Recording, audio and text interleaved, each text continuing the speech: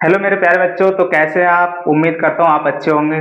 तो आज की वीडियो हम पढ़ने वाले हैं क्लास 10th साइंस, जिसमें आज हम समझेंगे कि कक्षा 10 विज्ञान का क्या सिलेबस है और वो कितने नंबर में, कौन सी यूनिट कितने नंबर में पूछी जाती है। तो चलिए अपने 2026 और 27 के न्यू सिलेबस को समझते हैं। तो जैसा कि आप जानते हैं, नया सत्र चालू हो गया है, जिसमें साइंस जो है, कक्षा 10 की साइंस ये मैं पढ़ाने वाला हूँ। और इसमें इकाई की बात करें तो कुल 5 इकाइयाँ हैं। एक है रासायनिक पदार्थ, प्रकृति एवं व्यवहार। दूसरी है जैव जगत। तीसरी है प्राकृतिक घटनाएं। चौथी है विद्युत का प्रभाव। और पांचवी है प्राकृतिक संसाधन। ये हमारी इकाइयाँ हैं। और ये इकाई जो है, पहली इकाई आपकी आती है 20 नंबर में, दूसरी इकाई 20 नंबर में आती है, तीसरी इकाई जो है वो 12 नंबर में पूछी जाती है, और 13 नंबर में चौथी इकाई पूछी जाती है, और 5 नंबर में आती है आपकी पांचवी इकाई। इकाई मतलब यूनिट्स। इनमें कुछ चैप्टर होते हैं, जैसे कि चैप्टर को समझते हैं अपने लोग, अध्याय समझते हैं। तो अध्याय पहला है रासायनिक अभिक्रियाएं तथा समीकरण, तथा दूसरा है अम्ल, क्षारक एवं लवण। तीसरा अध्याय है हमारा धातु एवं अधातु। चौथा अध्याय है कार्बन एवं उसके यौगिक। ये पूरी मिला के एक यूनिट हो गई, और ये आती है आपके रसायन विज्ञान में। ये रसायन विज्ञान में चैप्टर हैं, वो पूछे जाते हैं, और ये चैप्टर जो है बहुत अच्छे से आपको समझाए जाएंगे। तो इसी प्रकार पांचवा चैप्टर है हमारा जैव प्रक्रम। छठा चैप्टर है नियंत्रण एवं समन्वय। सातवां चैप्टर है जीव जनन कैसे करते हैं। आठवां चैप्टर है आनुवांशिकता एवं जैव विकास। तो ये जो 4 चैप्टर हैं ये आते हैं आपके जीव विज्ञान में। ये कौन से में आते हैं? जीव विज्ञान में आते हैं। इंग्लिश में से बायोलॉजी बोलते हैं। तो इससे पूछे जाते हैं, जो कि आपके 20 नंबर का आता है।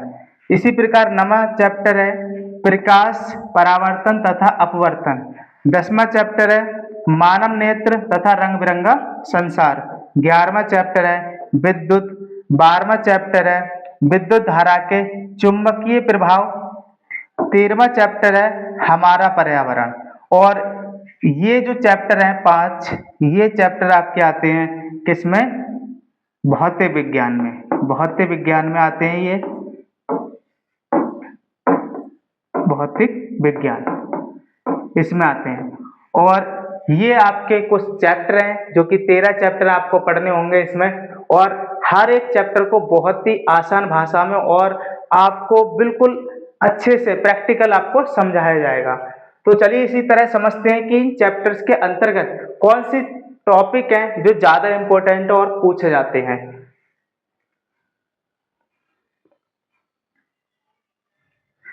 तो सबसे पहले चैप्टर है हमारा रासायनिक अभिक्रियाएं एवं समीकरण। तो ये पहला चैप्टर है, और इसमें जो टॉपिक है जो हमें पढ़ने हैं वो कुछ है रासायनिक समीकरण, संतुलित रासायनिक समीकरण, संयोजन अभिक्रियाएं, वियोजन या अपघटन अभिक्रिया, विस्थापन अभिक्रिया, द्विविस्थापन अभिक्रिया, उपचयन एवं अपचयन जैसे रेडॉक्स, संक्षारण और विकृत गंधता।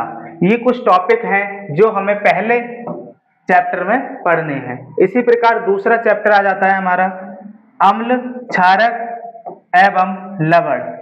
तो इस चैप्टर में जो टॉपिक है जो हमें पढ़ने हैं वो है अम्ल एवं क्षारक के रासायनिक गुणधर्म, सूचक, धातु के साथ अभिक्रिया, धातु कार्बोनेट तथा धातु हाइड्रोकार्बोनेट के साथ अभिक्रिया, उदासीनीकरण अभिक्रिया, अम्लों एवं क्षारकों की प्रबलता, पीएच स्केल, दैनिक जीवन में पीएच स्केल का महत्व, साधारण नमक से रसायन, सोडियम हाइड्रोक्साइड विरंजक चूर्ण जिसे ब्लीचिंग पाउडर भी कहते हैं, बेकिंग सोडा, धोने का सोडा, प्लास्टर ऑफ पेरिस जिसे शॉर्ट में इंग्लिश में पीओपी भी बोलते हैं।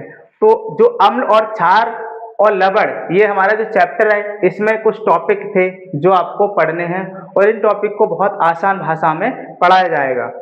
तो चलिए इसी तरह से आगे समझते हैं हमारा तीसरा चैप्टर। तीसरा चैप्टर क्या है? धातु एवं अधातु।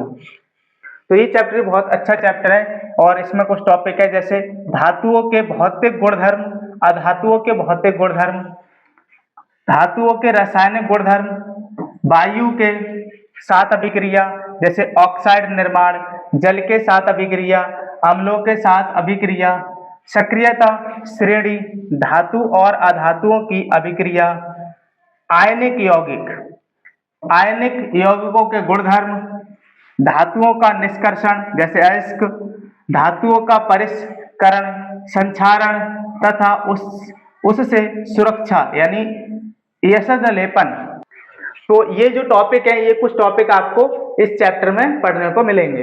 तो इसी तरह चौथा चैप्टर हमारा कार्बन एवं उसके यौगिक।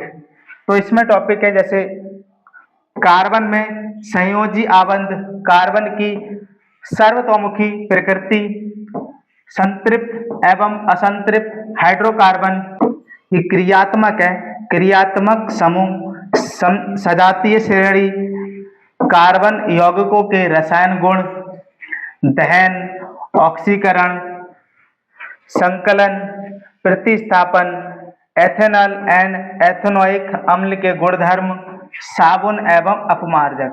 ये जो टॉपिक है ये आपको इस चैप्टर में मिलेंगे, मतलब चौथे चैप्टर में आपको ये पढ़ने को मिलेंगे और बहुत अच्छे से आपको पढ़ाए जाएंगे। तो इसी तरह समझते हैं हम आगे।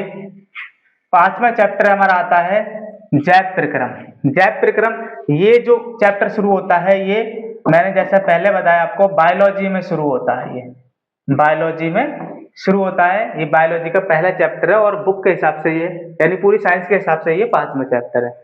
तो इसमें टॉपिक है जैसे जैव प्रक्रम की परिभाषा, पोषण जैसे स्वपोषी एवं विषमपोषी, पौधों में प्रकाश संश्लेषण, मनुष्यों में पाचन तंत्र, श्वसन के प्रकार, वायवीय तथा अवायवीय, मानव श्वसन तंत्र, बहन, मानव में परिसंचरण तंत्र, हृदय की संरचना और उसके कार्य, पौधों में परिवहन जैसे जाइलम एवं फ्लोएम, उत्सर्जन तंत्र, वृक्क की संरचना और डायलिसिस। तो ये जो टॉपिक है ये आपको जैव प्रक्रम में पढ़ने को मिलेंगे और बहुत अच्छे से आपको ये पढ़ाए जाएंगे। तो छठा चैप्टर है हमारा नियंत्रण एवं समन्वय। तो इसमें टॉपिक आते हैं हमारे जैसे जंतु तंत्र का तंत्र, प्रतिवर्ती चाप, मानव मस्तिष्क, ये पूरा बोलना पड़ेगा, मानव मस्तिष्क की संरचना एवं कार्य, पादप हार्मोन्स जैसे ऑक्सिन, जिब्रेलिन, साइटोकाइनिन, एब्सिसिक अम्ल, पादपों में गति, अनुवर्तन, जंतुओं में हार्मोन, अंतःस्रावी ग्रंथियां। ये जो टॉपिक है ये आपको नियंत्रण एवं समन्वय चैप्टर में पढ़ने को मिलेंगी। तो इसी तरह से हम आगे समझते हैं कि सातवां चैप्टर है हमारा जीव जनन कैसे करते हैं, और ये चैप्टर इंपॉर्टेंट चैप्टर है, इसे बहुत अच्छे से समझेंगे।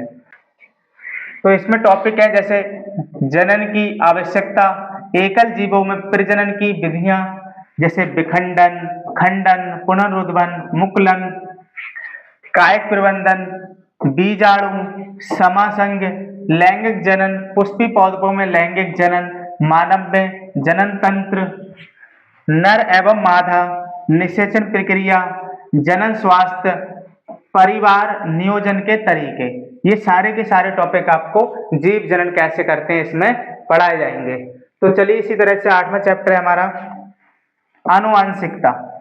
आनुवांशिकता में टॉपिक है जैसे जनन के दौरान विविधताओं का संचयन, आनुवांशिकता, मेंडल का योगदान, लक्षणों की वंशागति के नियम, प्रभावी एवं अप्रभावी लक्षण, एक संकरण, द्विसंकर संकरण, मानव में लिंग निर्धारण। तो ये टॉपिक है जो आपको आठवें चैप्टर यानी आनुवंशिकता में पढ़ने होंगे और इन्हें बहुत अच्छे से समझाऊंगा मैं। आप हमारे चैनल को सब्सक्राइब कर लीजिए क्योंकि आपके लिए बहुत छोटा सा काम है लेकिन इससे हमारी बहुत मदद होती है। जैसा कि हम बहुत मेहनत से आपको पढ़ाते हैं तो आप हमारे चैनल से जुड़ने के लिए सब्सक्राइब जरूर कीजिए और वीडियो को लाइक कीजिए। तो चलिए आगे बढ़ते हैं। अगला चैप्टर है हमारा प्रकाश परावर्तन तथा अपवर्तन। ये जो भाग है ये आपका भौतिक विज्ञान में आता है, जिसे फिजिक्स कहते हैं इंग्लिश में। तो इसमें आता है, ये खंड फिजिक्स वाले में आता है, भौतिक विज्ञान में आता है। तो इसके चैप्टर जो प्रकाश परावर्तन तथा अपवर्तन है, इसमें आपको टॉपिक पढ़ेंगे, जैसे प्रकाश का परावर्तन, गोलीय दर्पण, अवतल एवं उत्तल, दर्पण सूत्र। जैसे कि आपको पता है ये दर्पण सूत्र आपको प्रूफ करने को आता है, तो मैं आपको बहुत अच्छे से और इजी भाषा में समझाऊंगा। आवर्धन, प्रकाश का अपवर्तन, स्नेल का नियम, अपवर्तनांक, गोलीय लेंस द्वारा अपवर्तन, लेंस सूत्र। जैसे दर्पण सूत्र होता है वैसे ही एक लेंस सूत्र होता है, फर्क यहाँ पे प्लस होता है और यहाँ पे माइनस होता है, बाकी सारी चीजें सेम होती हैं।